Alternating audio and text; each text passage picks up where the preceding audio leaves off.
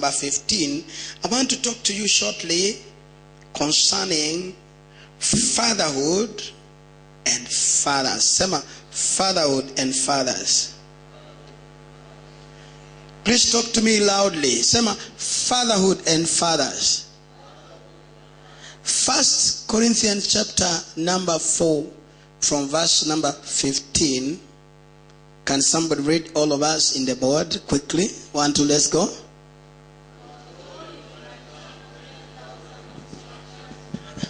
How many? How many? How many? Go on.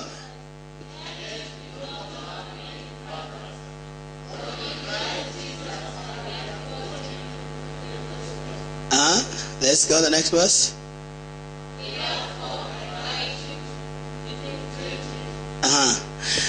Listen to this. The Bible says you may have how many instructors? How many? In Christ. In other words, you have so many instructors, people who talk to you, who go and pray for you, people who encourages you. But we have few fathers. We have what? And the reason why so many people are missing their blessing, it is because the majority, they have no fathers. They have no what? When they work in church, they have no fathers. When they go home, their fathers connected to their ancestral fathers that they can never experience even a single blessing. And you have no, in other words, you don't understand who are fathers. Because number one, you must understand a father gives instruction. Gives what? A father gives instructions.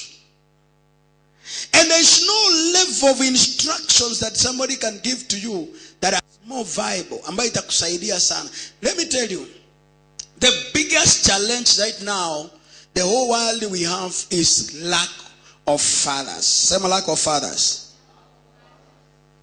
If you can understand, number one, the meaning of the word father. Number one, father. Number one, it means source. Write down. Say my source. Hey, please write it down. Say source. The meaning of the father are source. Your father is the source of life. That's why we refer to God as called our father. God as what? We don't call him our grandfather like Indubi has many grandchildren. Who calls him a grandfather? God is not our grandfather. God is our father. I say God is our father. I say God is our father. Though we may have how many instructors? How many instructors? Number two, the father is a dependency. Number three, the father is a foundation. Is a foundation. One of the things that we have a lot, kile kinasumbua society to date. What is disturbing the society? Tunaishi nayo katika njia mbaya sana. Let me tell you, my friend, Mr. Nirango. For example, particularly from the community you come from, where they believe that fathers sometimes they have no roles. Let me tell you, fathers are the source. They are the foundation.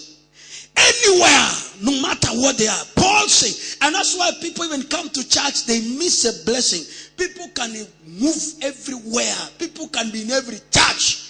You can walk everywhere. You can change every church. You can continue moving and moving from one church to another church. But until God gives you a father in the church, that's when you start experiencing a blessing. I speak in the authority where it is. When Elijah was crying to Elijah and said, my father, Elijah. was crying out and he said, my father, my father. He was referring to Elisha. Elisha was referring to Elisha. He said, my father, my father. The chariots of Israel. You must understand, you are souls. You are souls. You are souls. Because the biggest challenge we have right now, the problem is that you disobey the fathers in the faith. And let me tell you, one of the biggest challenge that we have right now, and people continuously moving on the same challenge, it is because they have no reference, understanding who are the really fathers. Who can they trust? That's why Paul and Asema, there will be 10,000 instructors in Christ. You don't meet any pastor or any man of God, anybody in the city, and you call him your father. He's your instructor. Somebody can preach to you very well in Drango. Somebody can pray for you even if you are a cripple and you walk, but it does not qualify to be a father. Because what is happening? Number one, that you must understand that your father, another one you call your father, the other meaning of the father is sustainer.